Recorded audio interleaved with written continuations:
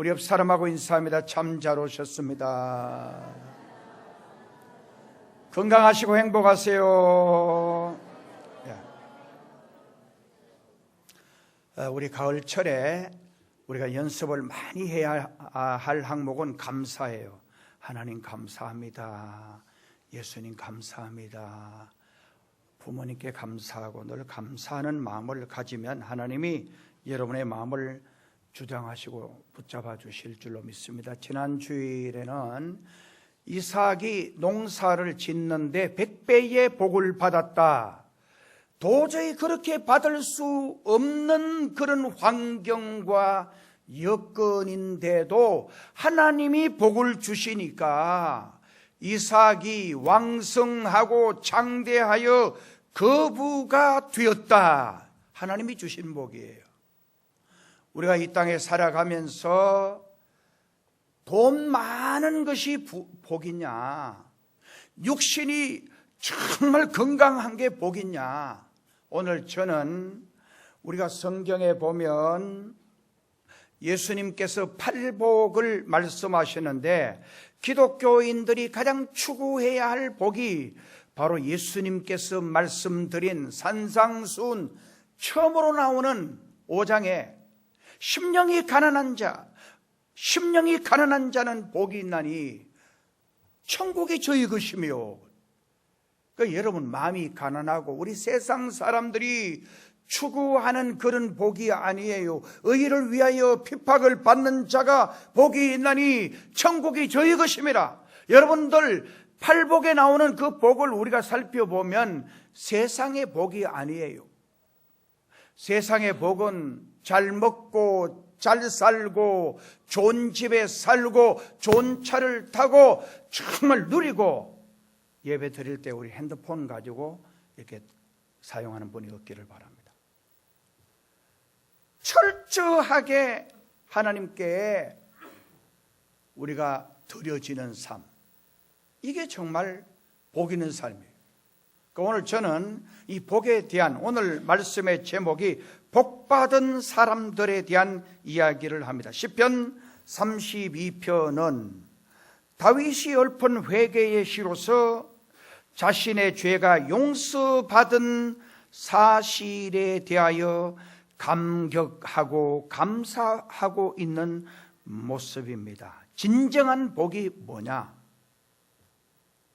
하나님 사랑하고, 그리고 마지막 우리가 천국 가는 게, 이게 정말 가장 큰 복이에요, 여러분.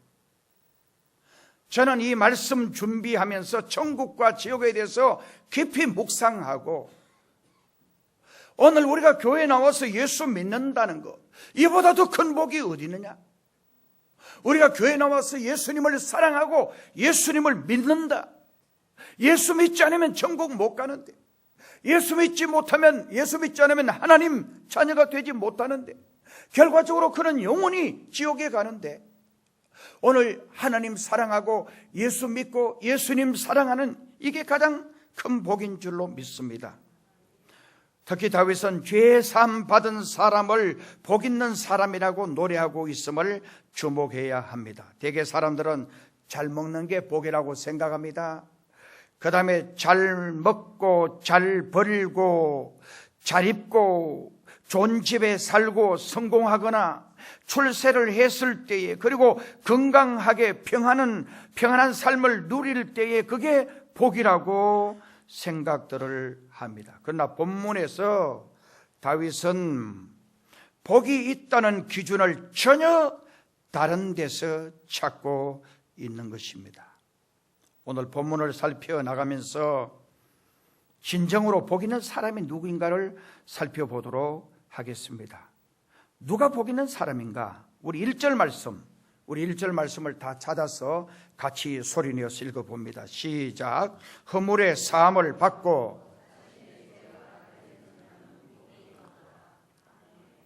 자, 여기 보니까 허물의 사함을 받고 자신의 죄가 가려워진 자는 복이 있다. 여기서 말하는 사함을 받는다라는 것은 원뜻에 보면 죄를 치워버린다. 그러니까 죄 사함을 받았다는 말은 죄를 치워버린다. 그 다음에 여기 가리움을 받는 자, 이 말은 하나님 눈에도 보이지 않게 가리워 준다라는 그런 뜻입니다. 하나님은 완벽하신 분이십니다. 하나님은 전지전능하신 분이십니다. 정말 하나님 눈에도 보이지 않도록 가리워준다. 그러니까 완벽한 용서를 말합니다. 완벽한 가리워지는 것을 말하는 것입니다. 우리 인간은 부자연스럽습니다. 우리 인간은 완벽하지가 못해요. 그래서 우리가 회개를 해도 계속해서 과거에 내 마음의 상처와 내 마음의 아픔, 내 마음의 여러 가지 일들을 기억을 합니다. 여러분, 베드로가 예수님께 죄를 범했어요. 오늘 밤 네가 닭 울기 전에 네가 나를 3번 부인하리라. 그 말이 생각이 나서 밖에 나가서 시비 통곡하며 울었다 그랬어요. 정말 여러분, 베드로는 한 번만 온 게 아니에요. 전설에 의하면은 베드로는 죽을 때까지 닭 우는 소리만 들으면 정말 자다가도 깜짝 놀라서 깨가지고 가슴 치고 통회하고 내가 주님을 십자가에, 내가 주님을 배신한 자입니다. 그렇게 울었던 자입니다. 주님은 옛날 이미 용서해 주셨는데도 베드로의 그 약함이, 베드로의 완전하지 못함이 늘 그 죄를 기억하게 하는 거예요. 여러분들도 마찬가지예요. 여러분들이 하나님 앞에 와서 기도하고 여러분이 하나님 앞에 모든 죄를 잡아가면 하나님은 기억지도 않겠다. 성경이 계속 그렇게 말합니다. 너희 죄를 동이 서에서 먼 것 같이, 하늘과 땅이 먼 것 같이 던져버리시고 기억지도 아니하시고 정말 생각지도 않겠다. 하나님이 그렇게 말씀을 했어요. 그럼 하나님이 그렇게 하겠다라고 했으면 하나님은 우리가 회개할 때에 하나님의 그 전지전능함을 완벽하게 지워버리시는 거예요. 하나님의 전지전능함은 우리가 죄를 잡아가고 고백할 때 완벽하게 다 지워버리는 거예요. 하나님은 기억지 않는데 누가 기억하냐? 우리가 기억하는 거예요. 우리 인간은 잘못했습니다 하면 용서해줘요.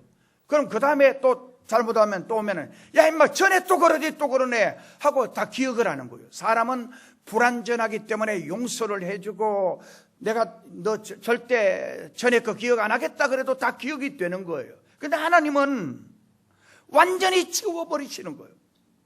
정말 완전히 덮어버리시는 거예요. 우리가 하나님 앞에 기도하고 하나님 앞에 내가 잘못했습니다, 죄 사함의 은총을 구하고 기도할 때 하나님은 생각지 않아요. 완전히 예수님의 보혈로 우리를 씻어주시고 깨끗하게 해주셨다라고 약속을 했고 하나님은 기억지 않는데 누가 기억하냐? 내가 기억하는 거예요.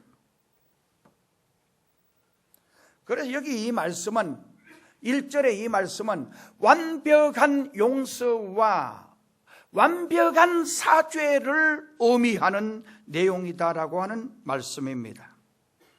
특히 1절에서 주목해야 할 것은 사함을 얻는다는 말과 가리움을 받는다라는 말입니다. 얻는다든지 받는다라는 것은 수여자가 따로 있음을 의미하는 겁니다. 우리의 죄를 사해 주실 분은 내가 아닙니다. 우리 주님이십니다.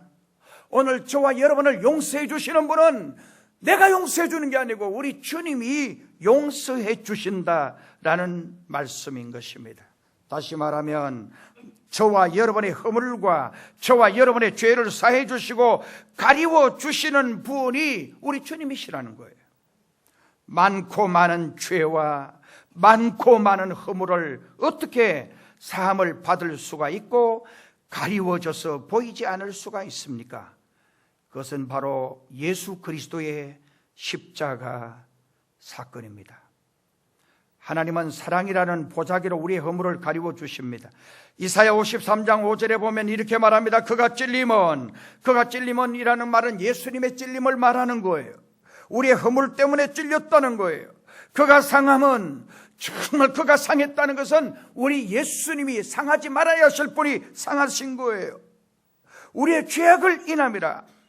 그러니까 예수님은 우리의 죄 때문에 우리의 허물 때문에 상하시고 찔리셨다라고 하는 말씀입니다. 오늘 본문 1절 말씀에서 말하고 있는 이 복 있는 사람이란 한마디로 죄 사함을 받은 사람, 죄 용서함을 받은 사람이 복이 있다라는 거예요. 이게 얼마나 큰 복인지 몰라요. 이게 얼마나 큰 은혜인지 몰라요. 정말 죄를 가지고는 아무도 천국 못 가요. 천국에는 죄인이 들어갈 수가 없어요. 천국에는 죄가 티끌만큼도 가지고 들어갈 수가 없어요. 그래서 제가 전에도 말씀드렸습니다마는 여자가 낳은 자 중에 세례요한이 제일 크다. 우리 예수님이 하신 말씀이에요. 댐댐이가 제일 큰 사람이에요. 완벽한 인격자예요. 완벽한 윤리, 도덕, 정말 이 세상의 어떤 법으로도. 그래서 그는 그것도 부족해서 광야에서 그는 거기서 음식은 메뚜기와 석청이, 그러니까 완전히 야인 생활을 하는 거예요. 죄 안 지으려고, 하나님을 위해서 바로 살려고, 하나님의 신령한 음성을 듣기 위해서 정말 그는 광야에서 모진 고난과 역경과 시련과 세상의 어떤 것도 즐기지 않고 하나님과 가까이 하기를 원했던 사람이 세례요한입니다. 그래서 예수님이 여자가 낳은 자 중에 세례요한보다 큰 이가 없다. 그러나 천국에서 예수로 말미암아 난 사람은 세례요한보다 크다는 거예요. 완벽해야 천국 가기 때문에. 그래서 우리가 예수님을 구주로 믿을 때에 우리의 죄가 세례요한도 인간이기 때문에 티끌이 묻고 죄가 있는 거예요. 그러나 완벽하게 죄사함을 받는 은총을 우리는 예수님으로 말미암아 얻게 되어지고 누리게 되어지는 거예요. 그래서 우리가 비록 죄 많고 허물이 많지만 그가 찔림을 받으시고 그가 정말 상함을 받으시고 우리는 예수님 때문에 천국에 가게 되는 거예요. 2절 말씀을 우리 또 같이 읽어보시겠습니다. 2절 시작.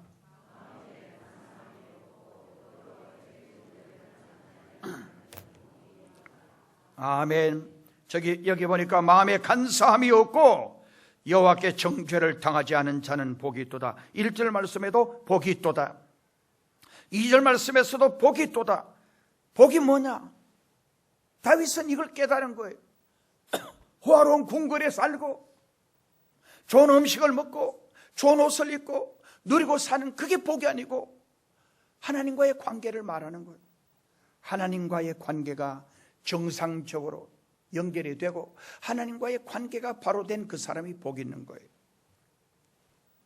마음에 간사가 없다는 말은 교활하거나 간교하지 않기 때문에 자신의 죄를 은폐하지 않고 고백함으로 정말 용서받은 것을 의미하는 거예요. 여러분, 오늘 우리 주변에 얼마나 교활하고 우리 주변에 얼마나 악하고 우리 주변에 얼마나 우리를 괴롭히는 그런 존재들이 많은지 몰라요. 내 후배 목사님 중에 포항에 가까이 있는 교회 목사인데 교인이 너무 순수해가지고 정말 돈도 많지도 않은데 알뜰하게 모아서 몇 천만 원 그걸 가지고 이제 집도 새 방에서 집도 사고 이러려고 돈을 모았는데 보이스피싱을 당해서 몇 천만 원을 날려버린 거예요. 몇 천만 원. 돈 200만 아니고 수천만 원을 날려버린 거예요. 정말 이것 때문에 너무너무 속이 상해가지고 속이 상한 데다가 너무너무 상한 데다가 그럼 교인들이 또 위로라 해준다는 게 아이고 오주럽나 말라고 그래 당해가지고 자꾸 그게 또 상처가 돼가지고 이분이 시름시름 앓다가 돌아가셨대요. 살다 보면 사기치는 놈도 많고 우리를 상하게 하는 놈도 많고 놈들만 이야기했으면 미안한데 다양한 사람들이 많아요. 속상해하지 마세요. 정말 속상해하면 내가 훨씬 더 불리해지고 불행해지는 거예요. 교활한 사람이 얼마나 많은지 몰라요. 나를 아프게 하고 나를 괴롭게 하고 정말 그러니까 금방 이렇게 해놓고 저쪽에 와서 금방 돌아서서 이렇게 말하고 별별 희한한 인간들이 우리 주변에 얼마나 많은지 몰라요. 여기 마음에 간사가 없고 우리가 하나님 섬길 때 너무 간사하면 안 돼요. 이랬다 저랬다 하고 그 다음에 여호와께 정죄를 당하지 않는 자. 정죄란 말은 영어로 condemnation. 너는 죄인이야. 하나님이 너는 죄인이야. 넌 안 돼. 하는 그런 거를 받지 않는 자를 말하는 않는 사람이 복 있는 사람이라는 거예요. 유명한 성자 어거스틴은 시편 32편을 죽기 전에 자신의 방 맞은편에 서붙였다고 합니다. 그리고 그 말씀으로 자신을 수련하고 위안을 받았다고 합니다. 어거스틴은 이렇게 말합니다. 최선의 지식은 그러니까 최선의 지식은 우리가 죄인이라는 사실을 아는 것이다. 내가 죄인이라는 것을 아는 게 그게 최선의 지식이라는 거예요. 바울은 전에는 몰랐어요. 예수님을 만나고 깊은 10년의 세계를 들어갈 때에 정말 자기가 얼마나 죄인인가를 깨닫고 하나님 앞에 가슴치고, 하나님, 나는 죄인 중에 괴수입니다. 괴수란 말은 죄인 중에 가장 우두머리라는 거요. 저는 바울을 연구하면서 바울은 진짜 완벽한 율법을 지킨 사람이에요. 율법에는 흠이 없는 자라 그랬어요. 바리새인이란 말은 절 보세요. 구별된 자란 뜻이에요. 분리주의자란 뜻이에요. 죄와 분리되고 악과 분리되고 하나님만을 위하여 살고자 하는 그런 분파주의자가 바리새예요. 얼마나 하나님 위해서 살려고 발버둥 쳤던지. 그런데 나중에 우리 예수님 만나고 자신을 보는데 율법의 관점에서 자기를 보는 게 아니에요. 윤리와 도덕의 관점에서 나를 보는 게 아니에요. 하나님과 나와의 관계 속에서 자기를 보는 순간 나는 죄인 중에 괴수임을 깨닫게 된 거예요. 여러분, 오늘 교회 나오시면서 나는 죄가 별로 없어, 이 사람 아직 많이 멀었어요. 이 사람 하나님과 관계가 아주 멀리 있어요. 나는 진짜 죄가 많아, 이것은 하나님과 굉장히 가까워진 사람이 고백하는 내용의 고백입니다. 나는 내가 목회하면서 내 주변에 수많은 목사님들, 정말 장로님들, 교인들 돌아가시는 거 보면서 목사님들 중에요, 마지막 임종한 데 가보면 내 손잡고, 고 목사, 내가 어떻게 이렇게 하나님 앞에 설지 몰라. 임종이 다가온 걸 느끼고 정말 내가 어떻게 하나님 앞에 이런 모습으로 설지 몰라. 얼마나 두려워하시고, 그러니까 평생 주님을 위해서 살았는데도 내가 이제 곧 주님 앞에 설 터인데 내가 어떻게 주님 앞에 내 부족한 모습을 다 보면서 그렇게 회개하면서, 그래도 너무 부족함을, 그러니까 바울처럼 죄인 중에 괴수임을 깨닫는 거예요. 정말 나는 죄인이야. 내가 어떻게 이런 모습으로 주님을 배울까? 이런 모습으로 마지막에 서야 합니다. 오직 주님만이 내 죄를 용서해 주실 수 있습니다. 오직 주님의 십자가의 피만이 나를 깨끗하게 해 주실 수 있습니다. 이 고백이 그렇게 있으면서도, 그러나 이제 곧 내 운명이, 내 생명이 딱 끝나면 죽을 터인데 이 주님을 만날 때 너무 죄송하다는 거예요. 그래서 옛날 부모님 돌아가시고 어떤 사람들은요, 저 무덤 옆에다가 막사를 짓고 3년간 지키고 정말 죄인임을 고백하는 그런 자식들도 있었어요. 옛날 우리나라 그런 자식들이 많았어요. 나도 저희 아버지 어머니 돌아가시고 내 마음엔 나 진짜 죄인이야, 내 진짜 불효자식이야, 이걸 많이 깨달았어요. 정말 그래요. 하나님 앞에 진솔하게, 하나님 앞에 정직하게, 나는 정말 너무너무 부족한 존재입니다, 기도하고 내 죄에, 내 부족한 부분에 약한 모습을 발견하는 성도들이 지혜로운 성도입니다.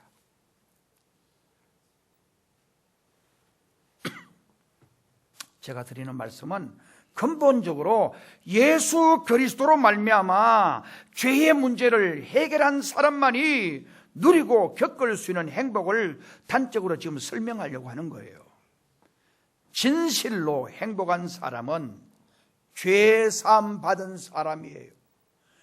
진실로 기뻐할 수 있는 사람은 죄의 문제를 해결받은 사람이에요. 죄의 문제가 해결되지 않는 한 진정한 의미의 행복은 찾아올 수가 없습니다.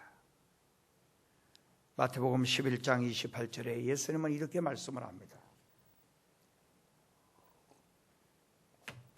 수고하고 무거운 짐진 자들아 다 내게로 오라. 여기 수고의 짐, 무거운 짐은 정말 이 세상에 부모 모시는 게 짐이다, 자녀들 양육하는 게 짐이다, 그런 짐이 아니에요. 여기 수고의 짐, 무거운 짐은 죄의 짐을 가리키는 말이에요. 이보다 더 무거운 짐이 어디 있냐는 거예요. 정말 그런 짐을 가진 사람들은 내게로 오라는 거예요. 주님이 오시라는 거예요. 오면, 그래서 성경이 이렇게 말하는 거예요. 진리를 알지니, 진리는 예수님을 말하는 거예요. 주님이 I am the way and the truth and the life. 내가 진리라는 거예요. 주님만이 진리예요. 주님께 오는 자는 진리가 너희를 자유케 하리라. 우리를 자유하게 하실 분은 세상에 어떤 자도 아니에요. 예수님만이 우리를 자유케 할 수 있어요. 그래서 주님께 오는 자는, 주님이 이렇게 말해요. 진리가 너희를 자유케 하리라. 참된 진리는 예수님이에요. 예수님만이 우리에게 자유를 줄 수가 있어요.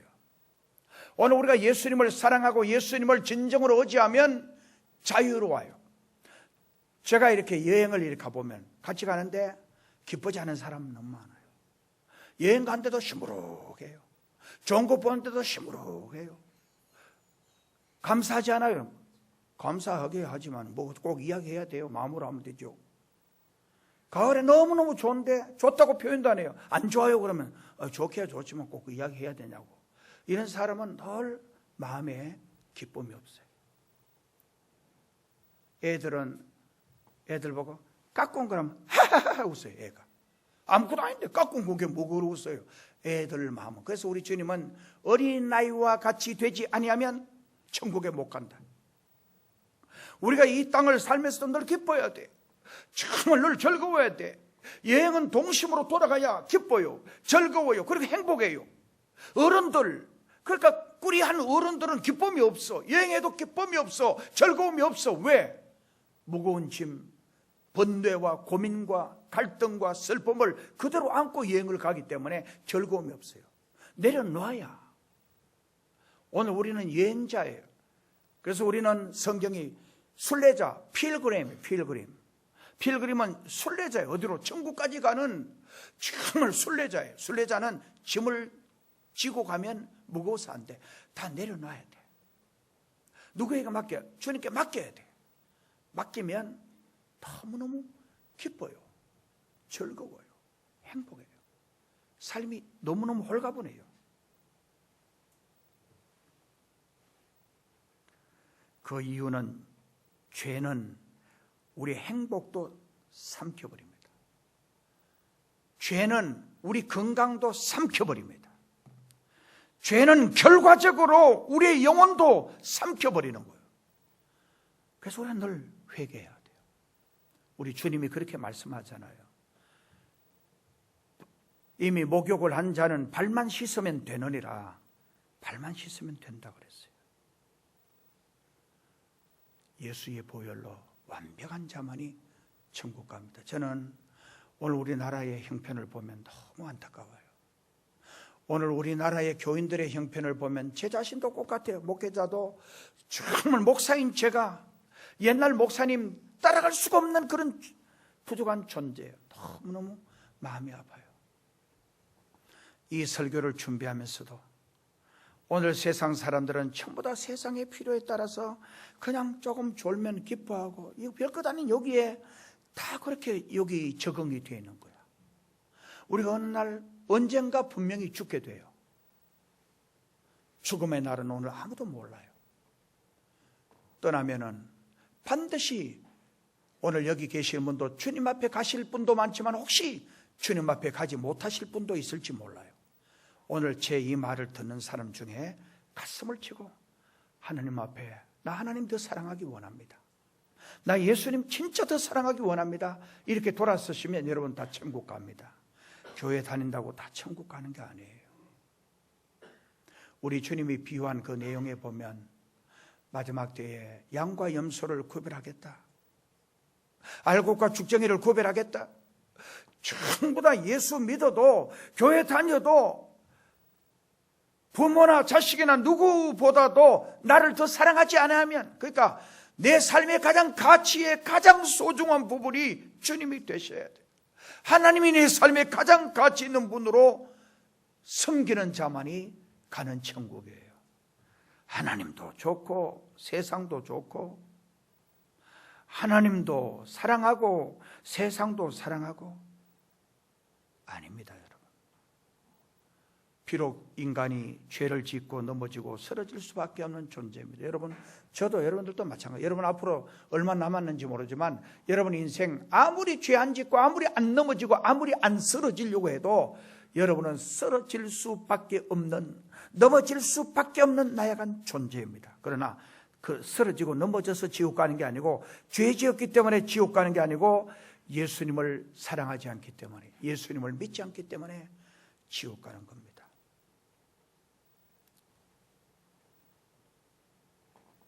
지옥에 빠지면, 오늘 많은 목사들이 지옥 설교하면 싫어하니까 하는데 저는 정말 안타까워서 이거 계속 말씀하는 거예요.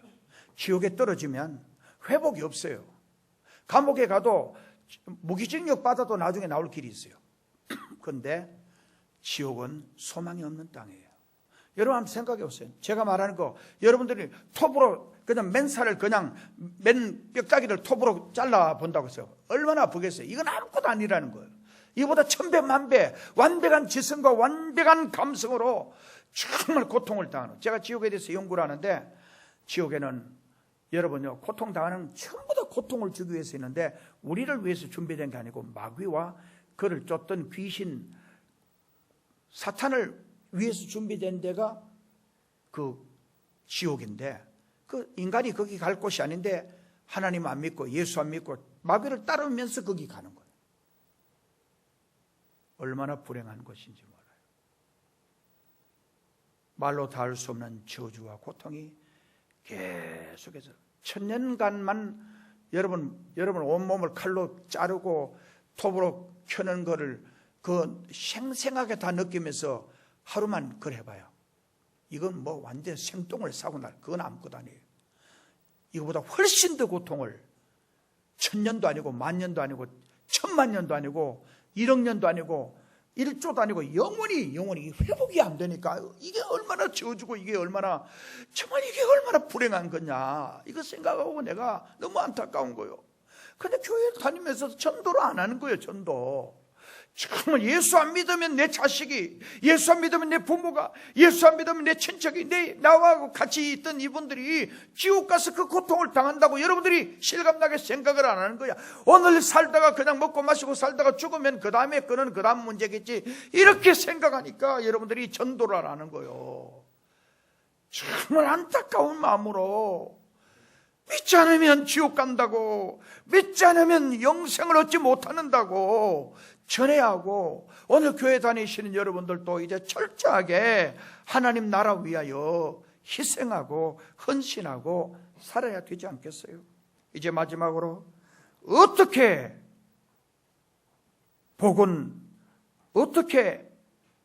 복받는가에 대해서 말씀드리려고 해요. 한마디로 죄 사함 받는 비결은 회개입니다. 먼저 생각할 것은 죄를 도설지 아니할 때에 내 속에 간직하고 있을 경우 어떤 현상이 일어나는가. 3절은 이렇게 말합니다. 내가 죄를 도설지 않을 때에 종일 신음함으로 내 뼈가 쇠하였다. 4절은 주의 손이 죄하로 나를 누르시오니 내 진액이 화하여 여름 가물에 마른같이 되었다. 이 말의 뜻은 죄를 고백하지 않고 정말 마음속에 간직하고 있는 한 마음의 고통을 견딜 수 없어가지고 신음으로 세월을 보내야 하고, 주께서 직접 죄를 토해내도록 나를 무겁게 눌러서 압력을 가하심으로 하나님의 진노를 견딜 수 없이 뼈가 마르고 피와 물이 정말 말라가는 고통을 겪게 된다라는 뜻입니다.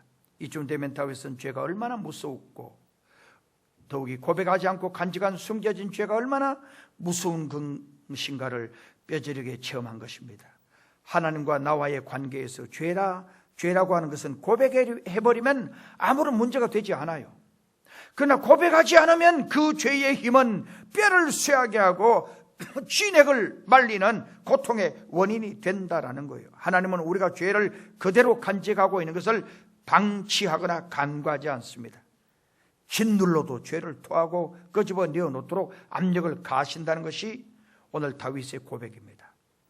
물론 토해내기까지는 고통과 아픔이 있습니다. 그러나 토해내고 나면 평안함이 됐다는 것입니다.